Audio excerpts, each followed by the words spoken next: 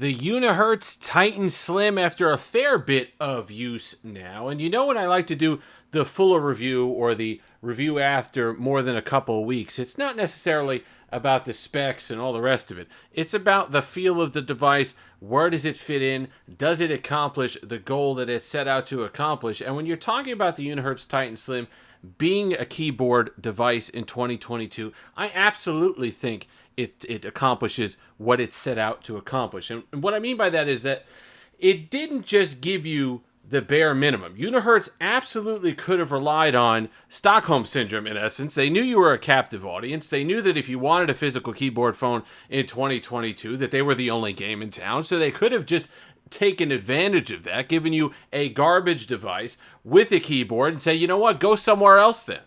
And unless you're willing to wait for that Astro Communica, I don't even know what the heck that thing is. That's more like a palm top PC than it is a mobile device with a keyboard. And I don't even know when it's coming out or if it came out already, but it's a lot of money. And it's a flip top type device with a keyboard. Then you were stuck without anything. You were stuck using your old BlackBerry devices. And when I started using this and started getting used to it and just started enjoying some of what they did with the device, I can honestly say now that if you're on a Key 2, and most certainly if you're on a Key 1 or an older BlackBerry device that now is coming up on being obsolete, I think you can absolutely safely go to something like the Unihertz Titan Slim and not feel like you're missing anything, because there's a difference between where we're talking about stuff, specifically the Key 2 and the Key 2 LE, which are really coming up on being obsolete. Android 8 is getting long in the tooth, and if you use even just the BlackBerry Services apps, if you're still on BBM Enterprise, if you're still on somebody who uses BlackBerry Inbox and BlackBerry Enterprise Services, BlackBerry Hub, and all the rest of it, well, you're running out of support pretty soon. And there's a difference between just the operating system not getting security updates, and now your apps on top of that not being updated for any new exploits that come out. And that's kind of the double whammy. So not only is the Play Store not protecting you anymore, but you're not getting the Google or the Android updates to protect you with that. So your apps aren't protected, and now the operating system isn't protected. And that's something now when you're talking about BlackBerry users and how important security used to be to us with BlackBerry OS, that's a little bit too much to ask. So while this device on Android 11, it's not the most up-to-date version of Android in the world. In fact, the last security patch is still September of last year. The apps, including the BlackBerry apps, if you want to use them, are supported on this device and will continue to get updates, and those include some security things inside of them. If they figure out exploits that people are using, they go ahead and patch them, which is nice. Speaking of the BlackBerry apps and BlackBerry services, they run great. There's no issue. I remember on the Titan Pocket, when I first got it, there was issue about the BlackBerry Hub services not running properly at first. You had to install kind of a secondary, or you had to allow permission stuff. None of that stuff here. You're able to use them right from the start, which is good. So I don't know if they did that on purpose, or they knew that people would be coming from BlackBerry devices that would make it a little bit easier, but Unihertz has certainly done that. The downside, of course, is that for the most part in the United States, if you're overseas, it's not an issue. If you're in the United States, then an active Verizon SIM, from what I understand, if you're taking it from a phone that already has an active number on Verizon, you put it in here, you're going to be okay.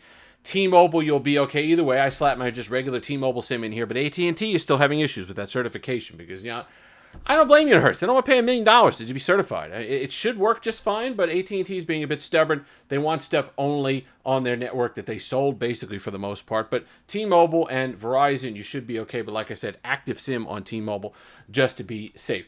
One thing when you first get it, and this is something that my very first Unihertz device with the keyboard, I had to figure out.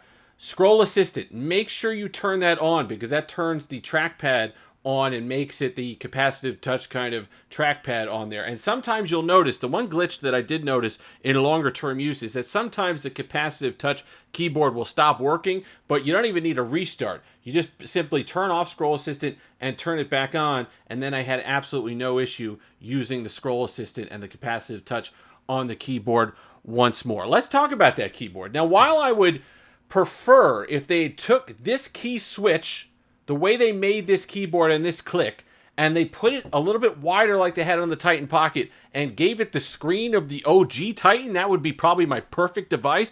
I really like this typing experience. And this size and form factor grew on me, and I was not a fan of the Key 2 LE, or the Key 2 rather, the form factor. I didn't like it at all. I didn't like it. I thought it was weird, and that it was a compromise in every single way possible. It didn't excel in anything. It just kind of middled along in every way that you can imagine with the dimensions of the device. But this one grew on me only because of the size. So you put it up next to a S21 Ultra and look at that. The Key 2 was a significantly bigger and wider device, which helped on the typing experience. Don't get me wrong, that was fantastic. But just the overall feel in the hand, having it be like this, palmed like this, it almost, now it's taller than that, but it almost feels like when you had a Q20 or a BlackBerry Classic in your hand, how that device was a little bit taller than the Bold. You kind of get that feel. It's just above that in the hand. So if you were a BlackBerry Bold fan, or excuse me, a BlackBerry Classic fan, then this is not that big of a jump for you. And if you're somebody that was using specifically a Key 1, I don't think the typing experience will change that much for you. In fact, it's probably the same size, and the keys aren't glossy, so it's going to be a little bit easier to find that grip and that positive click on the keyboard if you're coming from a Key 1. Fingerprint sensor is perfectly fine, works every single time. Performance on it has maintained, and that's another thing that Unihertz does really well as well. People are saying bloatware? What bloatware? The only things that I saw on here that you could consider bloatware is the toolbox, but some of them are useful. You could have if you're hanging a picture on a wall, you could level it. If you're leveling stuff, the flashlight, the heart rate, dumb stuff like that. Bloatware to me is what you get a lot of times with AT&T, Samsung, loading 19 games on there that you'll never play. How many times you get Candy Crush on a phone that you can't even delete it? You have to disable it in order to remove it from your home screen. So that's bloatware to me. This doesn't have that level of bloatware, and I really like the experience and the performance overall, because for $319, link will be in the description. Full disclosure, I am a Unihertz ambassador, so if you use my link, it does go to helping the channel. But $319, I would have loved to have seen it to $279, to be perfectly honest. But the way of the world right now, everything's more expensive. But an Android device at $319 with this kind of experience is quite nice. So if you were somebody who had a Titan Pocket and you're looking to upgrade, it just wasn't a big enough display for you. If you're somebody that's finally going to have to give up that BlackBerry Passport. I know a couple people were commenting on how they love their BlackBerry Passport, but it's just time. Stuff is starting to not work. If you're still using your BlackBerry Classic, this would be a nice kind of upgrade for you at this point. It does, in this day and age, whether you want to avoid things like social media or having to watch video content or whatever it happens to be, just even in your daily lives and your keeping up with your family, right? Maybe even at work requires some form of social media use, even if it's just for news that a lot of people use social media for. Then this is going to give you enough of a social media experience, a better video experience than you're used to on a keyboard device, but at the same time keep the charm and the feel, because there is no mistake that this is a keyboard phone. So you don't lose that kind of simplicity that you're used to and the kind of disconnect that you get with a keyboard phone a lot of times, but you're also not nerfed in terms of what you're able to experience in your life. And battery life, fantastic. I wish the standby time were a bit better, but I'm still getting well over 7 hours of screen on time, which is what you'd expect. You know, it's not a 1080p display. It's not an OLED display. It's not a huge power-hungry chip in here. I do like that it's got the 6 gigs of RAM because it's able to keep nice and smooth. I'm able to have many apps open and not an issue with that. It's never really hiccuped or lagged. You get all kinds of lags on devices a lot more expensive than this. So for them to keep it relatively smooth, I think the 6 gigs and 256 gigs of storage was a good choice. Camera's not helpless. All right, here's a couple images here. It's not great. You're not going to get computational photography like you're in a Google device, but it's still pretty good. In fact, just pull them up. It goes right to the the Google Photos. But I'll pull them up here as well. It's tough to take them on the display, but it's not helpless. It's not a bad image, and you have some features in here. You have normal, and you have pro mode, and you have time lapse and video and stuff that you can take if you're at a family function. I love being able to use a physical back button. It's very nice when you're in a menu to do that again. That's always fun. The LED stuff, look, I love having a notification LED pad. A bunch of people told me about the colors, and I was able to find the place in BlackBerry Hub and BlackBerry Inbox, were you able to assign a color like you were back in the day, like the magentas of the world, but it didn't quite work. I was able to get blue and white on here, which I didn't have before. I just kind of had red and green. So it was nice to get at least 4 colors. And I forget who made the comment, but somebody did comment and help me out. If you go into settings and then you go into intelligent assist, I believe it was. I just typed in intelligent assistance.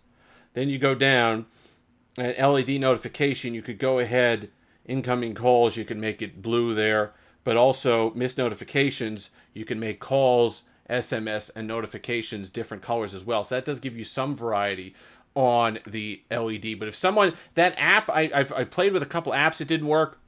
I tried to do it. I know somebody had mentioned do it in the BlackBerry Inbox itself. It didn't work, but if anybody figured out a way to do different email accounts be different colors, I'd like to hear that as well, because that's something that I really like to carry over from the BlackBerry devices. Basically, the long term of it, the long and short, even though it's not so short at this point, it's a well-made device. Unihertz does a good job of taking something that they could have done the bare minimum with, but giving something back to the consumer who is really looking for a keyboard phone in 2022, even though they didn't really have to. I mean, I understand it's not a charity. They're in business to make money, but they also could have just slapped a keyboard on a really budget, awful device that wasn't well optimized and said, here you go, it's a keyboard phone. Don't like it? Well, guess what? Best of luck finding something else to buy, because there's nothing else out there. So they didn't do that. Absolutely like it. I really like the experience. And the form factor, even if you weren't a Key 2 fan like I wasn't, the fact that it's significantly smaller and more in the hand and closer to the size of a classic, even though significantly thicker, all right? So keep that in mind as well. It helps out the device quite a bit. I'll have another video on this because I love them. I think they're interesting. I might compare it directly to a BlackBerry Passport at this point, but I think it's definitely time to upgrade. Get some compatibility back, get software support back for your apps. It's important at the end of the day, especially BlackBerry users. We like things like security. Make sure that even if you're using BlackBerry apps, that they're still supported. If you've made it this far, like, comment, subscribe, all that fun stuff. Until next time, whenever we get the keyboard phones out, it turns into a long video, but that's okay. We love watching these devices. But go ahead, pull the trigger. Have that Steve-licious day.